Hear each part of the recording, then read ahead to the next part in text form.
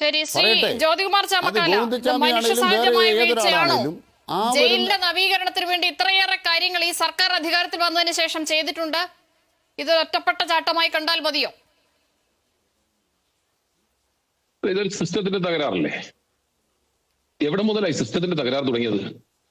നോക്ക്, ബാലിശമായ വാദഗതികളുമായി വരുന്നതിന് ഒരു മര്യാദ വേണ്ടേ? ഇവിടെ എന്തെങ്കിലും വീഴ്ച പറ്റിയാൽ അതെല്ലാം ഉദ്യോഗസ്ഥരുടെ വീഴ്ചയാ, എന്തെങ്കിലും നേട്ടമുണ്ടായാൽ അതെല്ലാം സർക്കാരിന്റെ നേട്ടമാണ്. ഈ ഇരട്ടത്താപ്പാണ് ഇവിടുത്തെ പ്രശ്നമെന്നേ. നോക്കൂ, ഇവിടെ എന്തുകൊണ്ടാ ഇപ്പൊ എന്താ പറഞ്ഞുകൊണ്ടിരിക്കുന്നത്? ജയിലിൽ ഞങ്ങൾ എത്ര പേരെ പുതുതായി നിയമിച്ചു. നിങ്ങൾ ജയിലിലെ ആളുകളെ പുതുതായി നിയമിച്ചിട്ടുണ്ടെങ്കിൽ അത് കൊടിസുനിയും കിർമാണി മനോജിന്റെയും ഒക്കെ സൗകര്യം, അവർക്കൊക്കെ അടിസ്ഥാനപരമായ സൗകര്യങ്ങൾ വർദ്ധിപ്പിച്ചു കൊടുക്കാൻ അവരെയൊക്കെ നിയമിച്ചിട്ടുള്ളത്. നോക്കൂ, ഇപ്പൊ ഈ ഒരു കേസ് എടുക്കാം. കണ്ണൂർ സെൻട്രൽ ജയിൽ ഇത്രയും ഗൗരവപൂർവമായി ഏറ്റവും കൊടും ക്രിമിനലുകൾ താമസിക്കുന്ന ബ്ലോക്കിൽ നിന്നും ഒരു ഹാൻഡിക്യാപ്ഡ് ആയിട്ടുള്ള ഒരു കൊടും ക്രിമിനൽ വളരെ ആസൂത്രിതമായി തീക്കട്ടയിൽ ഉറുമ്പരിക്കുക എന്ന് പറയുന്നില്ലേ, അക്ഷരാർത്ഥത്തിൽ തീക്കട്ടയിൽ ഉറുമ്പരിച്ചിരിക്കുകയല്ലേ. ഇത്രയും ആസൂത്രിതമായി 1.5 മാസമായി ആ ഗോവിന്ദച്ചാമി എന്ന് പറയുന്ന കൊടും ക്രിമിനൽ രക്ഷപ്പെടാൻ വേണ്ടി ഒരു ത്രില്ലർ സിനിമയെ ഒരു സിനിമയിൽ കാണുന്നതിനും അപ്പുറത്തേക്ക് ആസൂത്രിതമായി ഇത്രയും വലിയ നീക്കങ്ങൾ നടത്തിയിട്ടും അതിനെക്കുറിച്ചൊന്നും ജയിലിൽ ഒരു ഉദ്യോഗസ്ഥനും അറിഞ്ഞില്ല എന്ന് പറയുമ്പോൾ നമ്മൾ എന്താ കരുതേണ്ടത്? ഇവന്മാരെല്ലാം പുണ്ണാക്ക് മടന്മാരെന്നാണ് കരുതേണ്ടത്. ഞാൻ എല്ലാവരെയും അടച്ചാക്ഷേപിക്കുകയല്ല. നോക്കൂ, ഇതിന് എന്തുകൊണ്ടാണ് സംഭവിക്കുന്നത്? ഞാൻ ആളല്ല, പക്ഷെ അവിടെ സ്വാഭാവിക ലിബറലൈസ് ചെയ്തിരിക്കുന്നത് അവിടുത്തെ ക്രിമിനലുകൾ CPM-ന് വേണ്ടപ്പെട്ടവരായത് കൊണ്ടാണ് ഇത്തരത്തിൽ ലിബറലൈസ് ചെയ്തിരിക്കുന്നത്. അതിന്റെ ബാക്കി പത്രമാണ് ഇത്തരത്തിൽ രക്ഷപ്പെടാൻ സാഹചര്യം ഉണ്ടാക്കുന്നത്. രാഷ്ട്രീയം പറയുമ്പോൾ രാഷ്ട്രീയമായി തന്നെ പറയണം. 9.5 വർഷം മുമ്പ് UDF സർക്കാരിന്റെ കാലത്തെ കുറിച്ച് കമ്പയർ ചെയ്യാൻ നാണമില്ലേ എന്ന് ഞാൻ ചോദിക്കുന്നില്ല, കാരണം അത് നിൽക്കില്ല. ഇവിടെ 9.5 വർഷം കഴിഞ്ഞതിന് ശേഷവും ഇത്രയും ടെക്നോളജി ഡെവലപ്പ് ചെയ്തതിനു ശേഷവും നിങ്ങൾ പറയുന്നല്ലോ എങ്ങനെ സംഭവിച്ചിട്ടുള്ളത്? 1.5 മാസമായി ആസൂത്രിതമായി പ്ലാൻ ചെയ്ത് ജയിലിലെ തന്നെ വർക്ക്ഷോപ്പിൽ നിന്ന് ഇത്തരത്തിൽ ഹാക്സോ ബ്ലേഡ് ഉൾപ്പെടെ ഉപയോഗിച്ചുകൊണ്ട് സംഘടിപ്പിച്ച് പതിയെ 1.5 മാസം കൊണ്ട് ഒരു ജയിലിലെ 2 അഴികൾ അറുത്ത് മാറ്റിയിട്ടും പതിയെ അറുത്ത് മാറ്റിയിട്ടും അതിന്റെ ഒരു എന്താ നമ്മൾ പറയല്ലോ, അരിപ്രയെ കുറിച്ച് ഒരു പരസ്യമുണ്ട്, പൊടി പോലും ഉണ്ടാ കണ്ടുപിടിക്കാൻ എന്ന് പറയുന്നല്ലേ, അതിന്റെ ഒരു തെളിവും അവശേഷിപ്പിക്കാത്ത രീതിയിൽ അയാൾ രക്ഷപ്പെടുക. നോക്കൂ, ഇവിടെ DGP റാങ്ക് വഹിച്ചിരുന്ന ശ്രീമതി സന്ധ്യയുണ്ട്.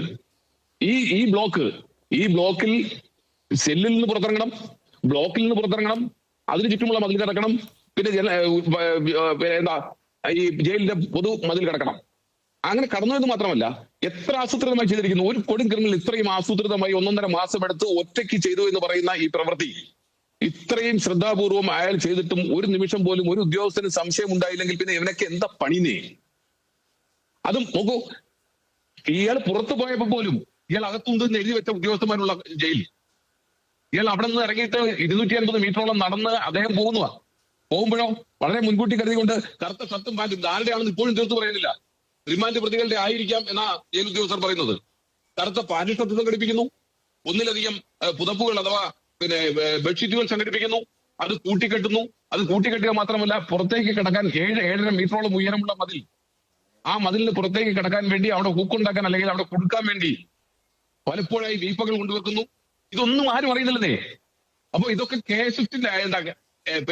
കെ ജയിലിന്റെ സംവിധാനത്തിന്റെ വീഴ്ച എന്ന് പറയാൻ പാടില്ല. അത് മാത്രമല്ല, അവിടെ നിന്ന് ഈ പറയുന്ന ലുങ്കി അല്ലെങ്കിൽ ഈ ബെഡ്ഷീറ്റ് അല്ലെങ്കിൽ ഏതായാലും ആ വസ്ത്രം ഹുക്കിൽ എറിയുന്നു.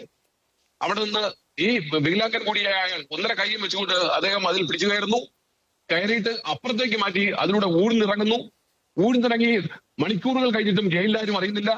ജയിൽ CCTV നോക്കിക്കൊണ്ടിരിക്കാൻ മാത്രം ഉദ്യോഗസ്ഥരുണ്ട്, CCTV സംവിധാനങ്ങളുണ്ട്, സമയാസമയം ഈ ജയിലുകളിലും സെല്ലുകളിലും പോയി പരിശോധിക്കേണ്ടവരുണ്ട്. ഇവരെ ഒക്കെ കണ്ടുവെട്ടിച്ചുകൊണ്ട് ഇയാൾ പോയിട്ടും പിറ്റേന്ന് രാവിലെ നോക്കുമ്പോൾ ഒരു ബെഡ്ഷീറ്റ് മതിലേ കൂടെ അപ്പുറത്തോട്ട് കിടക്കുന്ന കണ്ടപ്പോൾ മാത്രമാണ് എന്തോ സംഭവിച്ചിട്ടുണ്ടെന്ന് തോന്നൽ വരുന്നത്. ഇതിനെയൊക്കെ നമ്മൾ പിന്നെ എന്താ പറയുകന്നേ? പോകുമ്പോഴെങ്കിലും അറിയണ്ടേ? പോയിട്ട് പറയുന്നില്ല.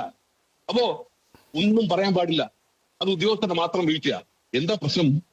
ആ സെല്ലുകളിൽ താമസിക്കുന്ന നോക്കൂ, ഇവിടുത്തെ DGP-മാരായിരുന്നവർ ആ സെല്ല് പരിശോധിച്ചിട്ടില്ലേ? ഇവിടുത്തെ മന്ത്രിമാർ, ആഭ്യന്തരമന്ത്രിമാർ ആ സെല്ല് പരിശോധിച്ചിട്ടില്ലേ? അവിടെ എന്താ കാണുന്നത്? ചുവരിൽ കാണുന്ന CPM-ന്റെ നേതാക്കന്മാരുടെ ചിഹ്നങ്ങൾ, പടങ്ങൾ അല്ലെ? അരിവാൾ ചുറ്റിയ നക്ഷത്രം. അവർക്ക് നക്ഷത്ര സൗകര്യം ഒരുക്കി കൊടുക്കുന്നതിനെ കുറിച്ച് എത്രയോ റിപ്പോർട്ടുകൾ വന്നിട്ടുണ്ട്. ഇപ്പോ കാലാകാലങ്ങളായി CPM-ന്റെ കൊടും ക്രിമിനലുകൾ അവിടെയാണ് പ്രശ്നം.